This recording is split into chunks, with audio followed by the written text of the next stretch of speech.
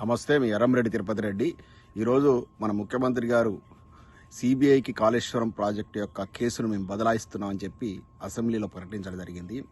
ముఖ్యమంత్రి గారు 2 నాలుకల ధోరణిని మీరే చూడండి. ఈ వీడియోలో ఏ విధంగా మాట్లాడుతున్నాడో. నిన్ననేమో ఏమంటాడంటే ఈ యొక్క సిబిఐ, ఈడీ ఇట్లాంటి అన్నీ కూడా కేంద్ర సంస్థలన్నీ కూడా ఈ యొక్క కేంద్ర ప్రభుత్వం అంటే మోడీ యొక్క జేబు సంస్థగా పనిచేస్తున్నాయి, ప్రతిపక్షాన్ని అణిచివేయడానికి సిబిఐని, ఈడీని వాడుకుంటున్నారు కేంద్రంలో ఉన్నట్టు బీజేపీ ప్రభుత్వం. కాబట్టి వాటి మీద మాకు అంత విశ్వాసం లేదు. ఎప్పుడైతే ఎలక్షన్లు వస్తాయో ఆ ఎలక్షన్ల ముందు ముఖ్యంగా ఈ సిబిఐ, ఈడీ ఇటువంటి వాటిని వాడుకొని ప్రతిపక్షాలను అణిచివేసేటువంటి, ప్రతిపక్షాలను బదనాం చేసేటువంటి కార్యక్రమం తీసుకుంటున్నారని ఈయన తెలంగాణలో నిన్ననే చెప్పిండు. ఇక ఎప్పటి నుంచో రాహుల్ గాంధీ ఈ బీజేపీ, ఈ సిబిఐని, ఈడీని ఇష్టపడి వాడుకొని మమ్మల్ని అణిచివేస్తా ఉందని ఆయనే దేశవ్యాప్తంగా పోరాటం చేస్తూ ఉన్నాడు. అంటే మళ్ళీ అసెంబ్లీలో ఏం చెప్పిండు 2 రోజుల క్రితం, నేను మొత్తం కూడా మా రాహుల్ గాంధీ, ఢిల్లీలో ఉన్నటువంటి మా రాహుల్ గాంధీ ఏం చెప్తే ఆయన యొక్క ఆలోచన ధోరణికి అనుగుణంగానే నీ ప్రభుత్వాన్ని నడుపుతున్నా ఇక్కడ అని చెప్పాడు. నా స్వతంత్రంగా నేనేం నిర్ణయం తీసుకోవట్లేదు, మొత్తం రాహుల్ గాంధీ ఆలోచన మేరకు నడుపుతున్నా అని చెప్తున్నాడు. అంటే రాహుల్ గాంధీ ఆలోచన ఏంటిది? సిబిఐని హానర్ చేయట్లేను, సిబిఐని బీజేపీ దుర్వినియోగం చేస్తూ ఉందని. మరి అదే సిబిఐకి తీసుకెళ్లి నువ్వు ఇవాళ కాళేశ్వరం ప్రాజెక్టు యొక్క కేసును బదలాయిస్తున్నా అని చెప్తున్నా అంటే ఏంటి? ఇదంతా కుమ్మక్కు రాజకీయం కదా. అంటే బీజేపీ, కాంగ్రెస్, అక్కడ ఉన్నటువంటి చంద్రబాబు నాయుడు గారు, మీరు ముగ్గురు కలిసి ఆడుతున్నటువంటి జగన్నాటకం కాదా? ఏం లేదు, మేడిగడ్డను కూలగొట్టేసి, మేడిగడ్డను కుట్టిసాపుగా చూపేసి మొత్తం కాళేశ్వరం ప్రాజెక్టు నిర్వీర్యం చేసి పనకచెర్లకు క్లియరెన్స్ ఇవ్వాలి. ఇది మీ యొక్క కుట్ర భాగోతం. దీంట్లో కేసీఆర్ గారిని బదనాం చేయాలి. బదనాం చేస్తే అవుతుందా? ఇవాళ తెలంగాణ అట్టుడికిపోతా ఉంది. ఇవాళ యూరియా సమస్య ఉంది, నిన్నటిదాకా రైతు బంధు సమస్య ఉంది, కాలేజీల మొత్తం మూతబడే పరిస్థితి ఉంది, గురుకులాలలో పిట్టల్లో రాలిపోతున్నారు. ఎక్కడ చూసిన సమస్యల మొత్తం నిలయం ఇప్పుడు తెలంగాణ ఆర్థికంగా మొత్తం దివాలా దీపిచ్చినావు రేవంత్ రెడ్డి గారు. ఇవాళ ఉన్న ఈ సమస్యల నుంచి ఓవర్కమ్ కావడం కోసం ఏదో ఒక కొత్త సమస్యను సృష్టించడం. అంతకుముందు టెలిఫోన్ ట్యాపింగ్ అని రోజు అరెస్ట్ చేసుడే.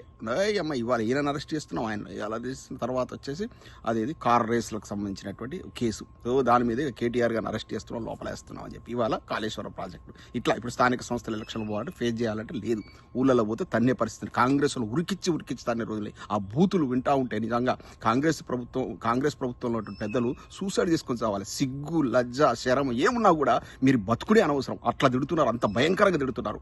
అయినా కూడా మీకు సిగ్గు రావట్లేదు. ఇంకా తప్పుల మీద తప్పులు చేస్తున్నారు. మీకు ఒక స్టాండ్ ఉందనే ఓ పక్క సిబిఐ పనికిరాదంటారు, మళ్ళీ అదే సిబిఐకి ఇస్తారు.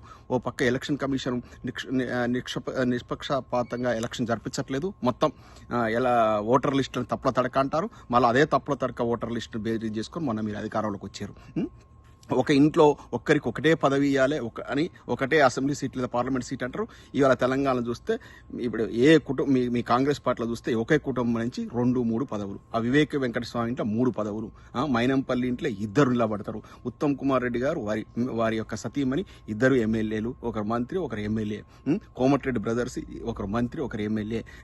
ఎక్కడ చూసుకున్నా మీ దాంట్లో ఉన్నంత ఇదే ఉన్నదా? స్వయంగా మీ రాహుల్ గాంధీ ఒక ఎంపీ, ప్రియాంక గాంధీ మరొక ఎంపీ. అంటే ఒకరికి ఒకటే పదవి అంటారు. అంటే మీరు మాట్లాడిన మీ పార్టీకి ఒక స్టాండ్ అని లేదు కాబట్టి ఇవాళ మొత్తం దేశవ్యాప్తం కూడా కాంగ్రెస్ పార్టీ ముక్తు భారత్ అయిపోతుంది. అంటే కాంగ్రెస్ పార్టీ తుడుచుకపెట్టుకపోతా ఉంది. మీకు స్టాండే లేదు. ఉందా? ఒక పక్క ఏం చెప్తావు, నాది $1 ట్రిలియన్ ఎకానమీ చేస్తా తెలంగాణ అని చెప్తావు. ఇంకో పక్క ఆర్థికంగా మొత్తం దివాలా తీసిపోయింది, క్యాన్సర్ పేషెంట్ లాగా తయారైపోయింది తెలంగాణ. ఇక్కడ అసలుగా మేము పోతే చెప్పులు ఎత్తుకపోతారని కూడా చెప్పులు కూడా దాచుకుంటున్నారు, దొంగల్లా చూస్తున్నారు మమ్మల్ని అని చెప్తావు. ఒక పక్కన సూపర్ అని చెప్తావు తెలంగాణ, ఒక పక్కన మొత్తం దివాలా తీసింది అంటావు. ఓ పక్కన సిబిఐ వేస్ట్ అంటావు, మళ్ళీ నువ్వు తీసుకపోయి ఆ సిబిఐకి కేసులు హ్యాండ్ ఓవర్ చేస్తావు. ఓ పక్క ఎలక్షన్ ప్రాసెస్ మొత్తం ట్రాష్ అంటాడు నువ్వు మీ రాహుల్ గాంధీ. ఒక పక్క వచ్చేసి తెలంగాణలో బ్రహ్మాండంగా ఎలక్షన్ ప్రాసెస్ జరిగిందంటావు. ఏంది అయ్యా నీది ఒక స్టాండ్ ఉందా? ఇవన్నీ కూడా తెలంగాణలో ఉన్నటువంటి సమస్యల నుంచి ప్రజల దృష్టిని మళ్లించడం చేస్తున్నాడు. కానీ తెలంగాణ ప్రజలు గుర్తించారు ఆల్రెడీ. మిమ్మల్ని కర్రు గాల్చి వాతబెట్టుడు ఖాయం. ఇది ఈ యొక్క మన మోడీ, చంద్రబాబు డైరెక్షన్లో మన గుంపు ఆడుతున్నట్టు నాటకం. దీంట్లో ఆ ముద్దవప్పు బలైపోతాడు. ఆ రాహుల్ గాంధీకి మెదడు లేని ఆ రాహుల్ గాంధీ ఆ కాంగ్రెస్ పార్టీ అధినేత. అందుకే ఆ కాంగ్రెస్ పార్టీ మొత్తం దేశవ్యాప్తంగా తుడిచిపోతా ఉంది. ఇది మన దుస్థితి. కాంగ్రెస్ పార్టీకి ఒక్కసారి ఓటేసి తెలంగాణ రాష్ట్రంలో అధికారం తీసుకొచ్చినందుకు ఇది మనం చేసుకున్నటువంటి కర్మ. జై తెలంగాణ.